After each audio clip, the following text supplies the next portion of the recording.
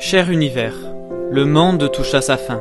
L'air est pollué, les océans contaminés, les animaux disparaissent, les économies se sont effondrées. L'éducation a disparu, la police est corrompue, l'intelligence est évitée et l'ignorance récompensée. Les gens sont déprimés et en colère, donc tout le monde est médicamenté. Nous nous croisons dans la rue, et si nous parlons, c'est une communication robotique, dénuée de sens.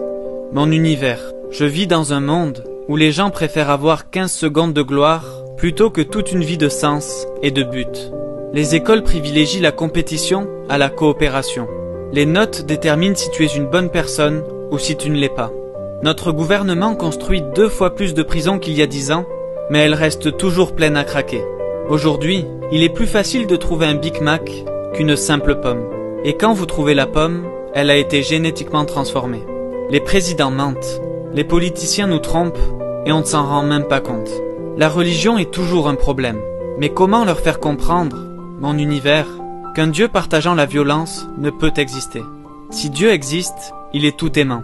92% des chansons à la radio parlent de sexe. Les enfants préfèrent jouer à Fortnite plutôt que de sortir dehors. La technologie nous donne tout ce dont nous pourrions rêver, et en même temps, elle nous vole tout ce dont nous avons vraiment besoin. La personne moyenne regarde 5 heures de télévision par jour, et les films montrent plus de violence que jamais. La fierté est à son plus haut niveau, l'humilité est au plus bas. Tout le monde se croit supérieur. La moitié de nos phrases sont destinées à critiquer quelqu'un. Il ne reste plus beaucoup d'êtres humains, toutes les choses humaines ont disparu. L'argent est toujours la racine du mal. Les bonnes actions ne sont faites que lorsqu'il y a un bénéfice derrière. Les 3/4 des vidéos sur TikTok nous montrent les malheurs des autres. Nous en rions et les partageons avec nos amis.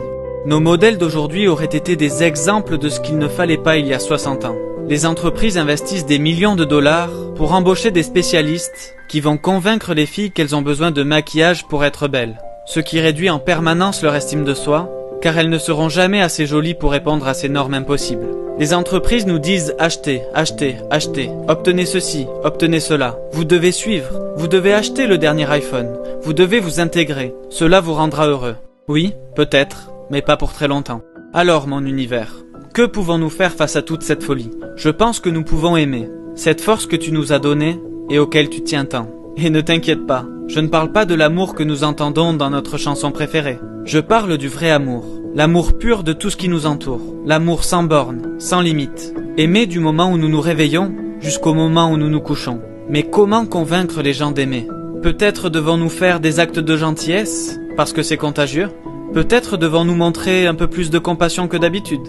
Je pense aussi que nous pouvons pardonner, parce que dans 30 ans, est-ce que cette rancune envers notre ami, notre mère, notre père, en vaudra vraiment la peine? Certains ne reconnaissent plus leurs frères, leurs sœurs, quand ils font preuve de colère, de haine, de cruauté. Mais une fois que nous aimons vraiment, nous rencontrons la colère avec sympathie, la haine avec compassion, la cruauté avec gentillesse, car nous comprenons enfin que l'amour est l'arme la plus puissante sur Terre. Au lieu d'essayer de changer les autres, nous pouvons d'abord nous changer nous-mêmes. Nous pouvons changer nos cœurs. Robert Kennedy a dit un jour que peu d'entre nous auront la grandeur de changer l'histoire. Mais chacun d'entre nous peut changer une petite partie des événements pour que la totalité de tous ces actes permettent d'écrire l'histoire d'une génération.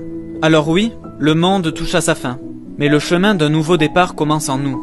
Je sais que tu seras là pour agir, mon univers, et je veux surtout que celui qui m'écoute devant cet écran comprenne qu'il en fait partie et que cette lettre est finalement pour lui.